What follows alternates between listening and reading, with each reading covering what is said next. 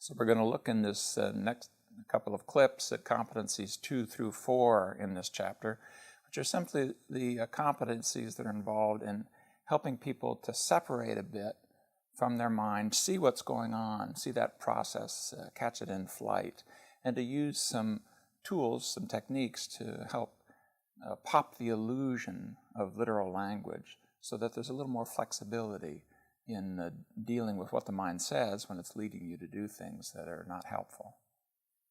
In this couple of clips, we're going to look at a client who is looking ahead to doing an exposure exercise as part of ACT. This client is experiencing a panic disorder and has been nearly housebound for many years. And we've gotten to the point now where we have some of these skills in place, and we're going to go out and search for Mr. Anxiety. And this is the process of negotiating that exposure session.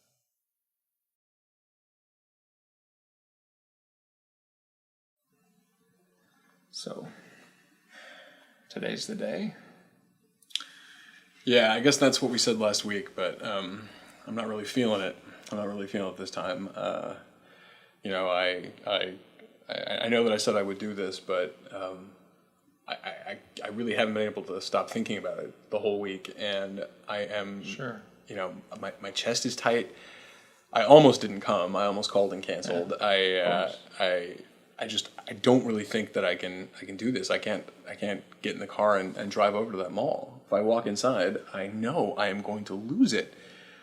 I imagine these crowds of people, going up and down, and I almost feel like the walls are coming in on me when I start thinking about that. It's okay. Well, we'll just slow it down so to catch it. We can still do this, but we had agreed to sort of look for Mr. Anxiety, and it looks like he's here. Oh yeah, I found him big time. Yeah. And let me just ask you this. As you sort of enter into this, is this familiar? Is this a familiar territory? Yeah, it happens to me all the time. And that's why I came here in the first place. Right. And so we've been kind of working on trying to stand in a different way to it, but now we're actually going to do something, and here it is, big time. Very familiar, would you say? Yeah, it's very familiar. It's very disconcerting as well. Sure, yeah. How old would you say those thoughts are? Like what you just said, did you notice there was like an urgency to it? Like they kind of went one after another, after another, after another, like like one led to another, after another. This is going to happen. When I get there, then this is going to happen. You with me? Mm-hmm. Yeah, no, I see what you're saying. And how old is this? That whole little... I don't mean those exact words. But that kind of... How old is that? It used to happen to me when I was a kid. Even when I was, before I was a teenager. Okay. Same kind of thing. My parents would try to take me out to some public place, and a mall or a street fair or something, and I just in the car on the way over, I'd be a wreck. Okay. So this has a history. Yeah, a long one. Would it be fair to say that what you have been doing is sort of turning over your life to that, whatever that was? And you've come in here, we've been working now for these weeks, getting ready for this moment, to try to create a space in which something different can happen. That was what I hoped to do, yeah. Okay. I've missed out on a lot because I can't, I can't keep it together enough to, do the stuff that other people do. Okay. Go the places other people go. Okay, so now we're up on it. We're right up on where the action happens. Like, what do you do when you have thoughts like what you just had? Because you're not there yet. We're not yet actually in the situation where those things are happening yet. But we are right here where those things are being conceived. With me on this? Yeah, I think I see. Okay. So, can we just sort of kind of slow this down and watch it? We're about to do something, and here it comes. Can I just do something? I want to do something in terms of creating a history. I want to create a history right here to sort of catch something like how the mind works. Could we do something kind of odd? You're in a place where you'd let me do something kind of odd? Yeah, if you want, I suppose. Okay. I've got a pen here. Yes, you do. It says something. Here's what it says. It says woo. The pen says woo. Okay. All right.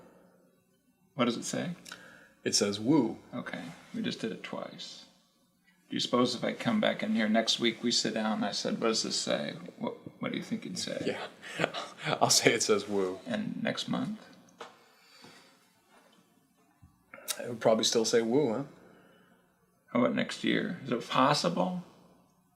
We just did like 15 seconds. Is it possible next year that might come to mind if I said, this thing says... Yeah, it would probably still. I'd probably still say it said woo.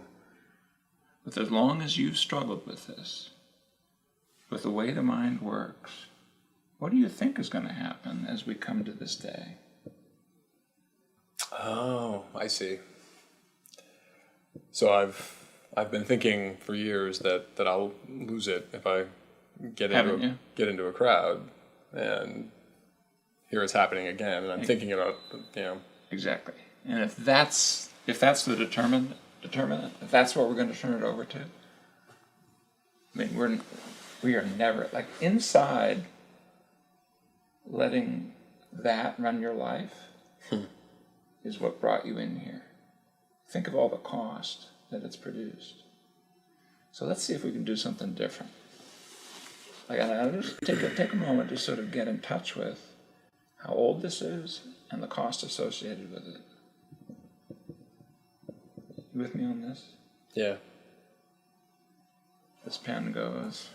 Woo. Mary had a little. Lamb. If I go to the mall, I'm gonna lose it. Okay. The world is working as it should. Your mind's working perfectly. It's doing what minds do. That's not is that your enemy? No, I guess that's just what happens, huh? Is it? Well, if I can learn that a pen goes woo in 2 seconds. Okay. Then I have a lifetime. So here's what I'd like to ask of you.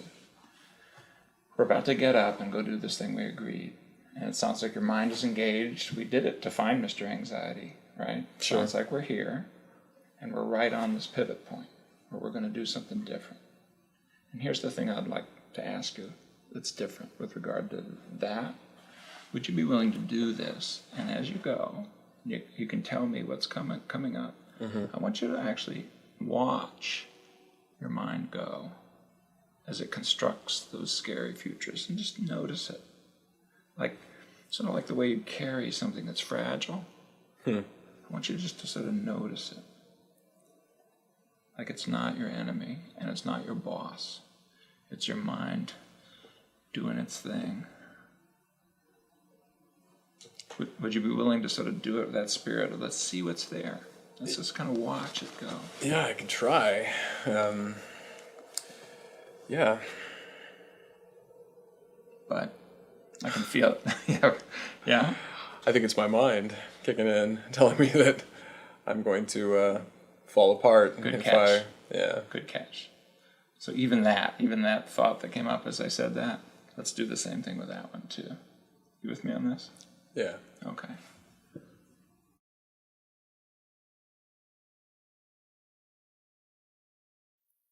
So that was an ACT consistent segment. What we were doing is using some ACT techniques to try to get a sense of separation between the person and their mind. You might notice that some of the things the person said that were difficult or entangling, I just said good to, as if that's really not your enemy. And we did a kind of a mindfulness process of just noticing that it's there. And also this historical part of sort of noticing that your mind is not always your friend. It's not your enemy either. But especially when people are struggling, they need to sort of focus on new ways of guiding their behavior and not these habitual thought patterns.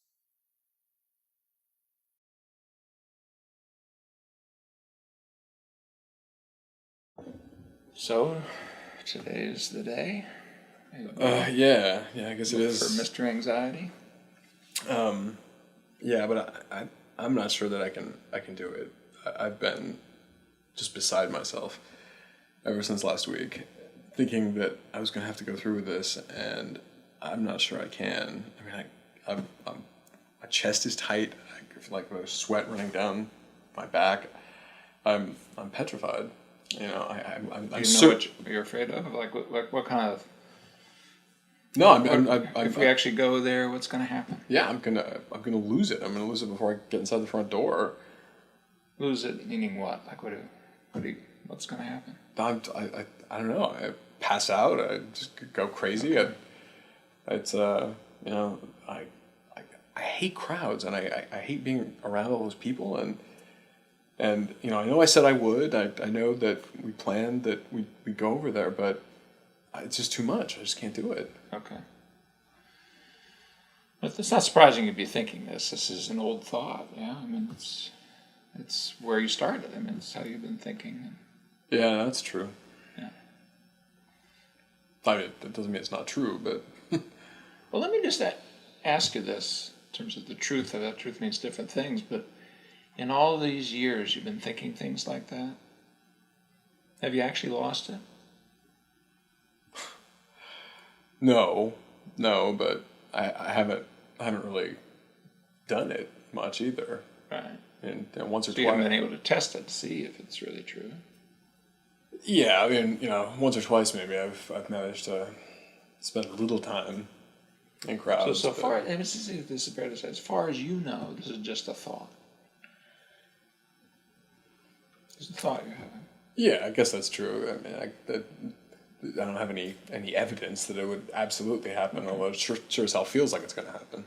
So, be one thing, it's worth noticing that, and something for us to kind of hang on to when we go there. Mm-hmm. That when your mind gets on you there, that you remember that this is just a thought. It's not true as far as you know. Well, not as far as you know, directly. Yeah, I mean, I guess. Okay. No, not true, but can I do something that's a little odd, just a little silly to kind of look at this in a different way? Okay. We're going to have to do something different, or we're not going to get anything different. That makes sense, yeah. So, give me a cartoon character that you like. Donald Duck. Okay, Donald Duck. So suppose these thoughts were actually something that Donald Duck would say. Like, what kind of thoughts would come up if we go to the mall? What's going to happen? It's going to be get out of the car and start walking towards the entrance, and it's just going to be bad. It's going to be terrible. Okay, so your Donald Duck says, That's ridiculous. well, as far as you know, the thoughts are similarly ridiculous.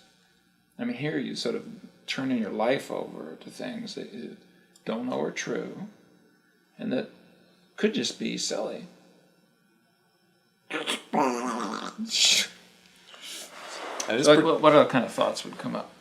That could we actually go there, and mentally, could you sort of have your thoughts be in a Donald Duck voice, just so that you can see them as something that's silly, which may be able to give you a little bit of freedom from them. Because we know what happens if you just turn your life over to them. Huh. Yeah, I mean, I guess they are pretty silly thoughts, and I'm not sure that I can do that voice quite so well. This is a result of a misspent youth. What other kind of thoughts do you have? Like if you go... Yeah, if I go, I'm gonna lose. I'm gonna hyperventilate and. I will hyperventilate. Yeah, I see where you're coming from. Okay. Yeah, that's wow. Just put it that way. I just want you to sort of hang on to that a little bit when it really gets up on you, so that you can remember that these things are not true, so far as you know. And it is kind of a silly thing to allow them to do what they've done. And so we'll just, if you tell me what they are, heck, if you can't do it mentally in your head, I'll say it out loud. I can probably say most of these thoughts, Donald Duck-wise. Would you be willing to do it that way? Yeah, well, I have to say, I think it would make it a lot easier, if for no other reason than it would just distract me, but... Yeah, it might. It might. Why don't we see? Okay.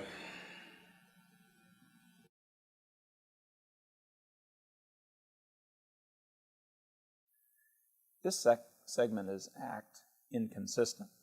It's using some ACT technology. It looks like somebody who may have read some ACT books and thinks they kind of understand it, trying to mix it perhaps with traditional CBT. But you could see in a couple areas that it's inconsistent. For example, we wouldn't take the probability that you're going to lose it and hang on to that as a thought, as if you should, by believing that, fend off other thoughts. The other part is that we used a little diffusion technology, the President Bush exercise, but we did it to sort of ridicule or make fun of the thoughts, to belittle them, as if to make them go away, as opposed to simply noticing them or noticing them in a different way. So it looks a little consistent. It has some features in there, but it's bleeding over some of these other assumptions that you have to control, regulate, diminish, or get rid of thoughts, or bleeding over into the work we're doing, which would diminish the coherence of work inside an ACT model. Now we're going to go into competency 9, which is detecting mindiness or entanglement with cognitions in session. This next segment will be with a college student who is facing career choices, still not certain about her major, and is sort of struggling with those alternatives.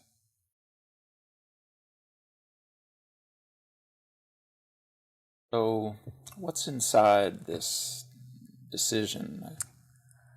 Well, I just get really nervous because I'm supposed to choose. I have one more semester left, and I get worried because I'm not sure if I'm on the right paths, and I don't want to make the wrong decisions. And then my parents are telling me, my dad wants me to do one thing, and I feel like I just get it thrown in lots of different directions, and then my teachers tell me one thing, and I just feel like there's 6 of me trying to do different things. Right. If you could settle them down just to the 2 major ones, what would be the 2 major alternatives that you have here? Well, I mean, ultimately, my family, and I still want to have friends, and I'm really young still, and I get, and then the career choices and wanting to be successful. Oh, okay. Which of those is more important, do you think? Well, I mean, I definitely feel a lot better when I'm around people that I love and stuff, but then also I've always been told career is the most important thing, and making money and all that, but I just keep feeling like I'm failing. Oh, okay. So it seems like if you do one, you don't get the other, and I wonder if that's really true. Are there things in there where you could do both? Is that... Well, I mean, I feel like if I'm committed to school, then I'm committed to school. And okay. I just don't have the time. Yeah, it does take time, but not forever. Well, no, but for now. Seems like you're kind of almost anxious when you talk about it here. Yeah, it makes me, I just get really, because I just don't know the right direction to go in. I don't know, maybe you just need to follow your heart here, just make a choice. How long have you been sitting on this fence? It seems like you're sitting on a fence. Well, I mean, I guess since I had to choose which college to go to in high school. Okay. Is there any other way to do it other than just the Nike solution? Just do it?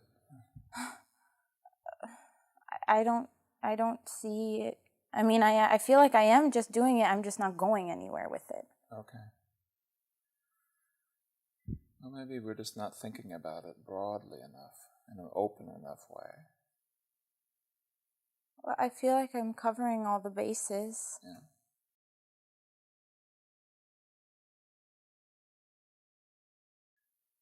This segment was just sort of a normal way that you might interact, but it's not very consistent with an ACT model. We're asking sort of, what are the costs, benefits in either way? Is there a way to have both?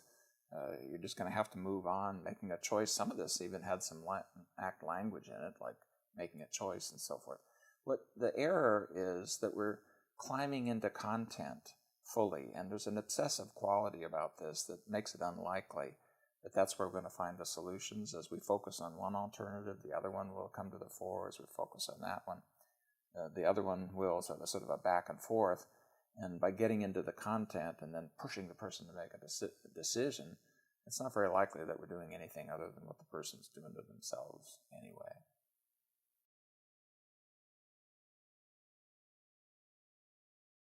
So what's inside this choice, I guess?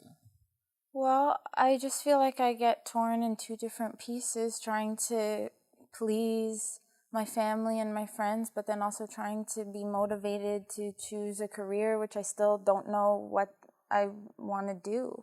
Yeah. Even as you say that, there's a sort of sense that we're entering into kind of a chattery world. Do you feel as though we're kind of getting into a worried space? Yeah. Like if we were to just do it metaphorically, like how close are your thoughts about, am I doing the right thing? If we use distance as a metaphor for how close they are, I have a sense that they're right up here. Yeah, Okay. blinding. Yeah, exactly. And is that a pretty familiar place to be? Yeah. Right. Yeah. So, and not just in this area, right? No. With other decisions and choices. So it's just worth noticing that, that's kind of how your mind works. It's probably trying to help you out here, but it's doing something that's probably pretty familiar. Well, what would happen if we kind of just sort of noticed more openly what your mind's doing, and also just what's showing up for you in your body and your emotions as we look at this? I could, nice. I can notice you're kind of almost holding it there, like this decision has to be made now. Yeah. So come back to it now and just sort of watch your mind kind of come up like this, and see if we can just kind of watch it there. Okay. So you do have a choice to make. There's only one. I mean, life is finite. You don't get to do everything. Right. All right. Yeah. And that's a little scary. Yeah. And so what does your mind start saying to you? Well, I feel like every time I make a positive decision to go one way, it's leaving another thing behind, and then I hold on to the thing that I'm going to be missing out on. Yeah, exactly. So just before, don't grab that, because it'll pull right up close. Just sort of notice that. Okay. And would that be okay to have that sort of sense of, I don't know if I made the right decision? Like what's inside that? Would it be okay to have that thought? It's scary to not know. Yeah, it is. But, I mean, I guess I don't really have control over that. Okay. And could we sort of open up to, it is a little scary. When you make choices, you open some doors and you close others. Yeah.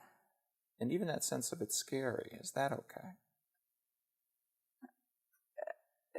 Is there something like not supposed to happen here when you make career choices? Is it not supposed to have any scariness to it? Well, it is scary, It is. so... Yeah. So let's see if we can just kind of open up to that's okay too. You're not doing anything wrong here. It's not an indication something bad is happening here. Right.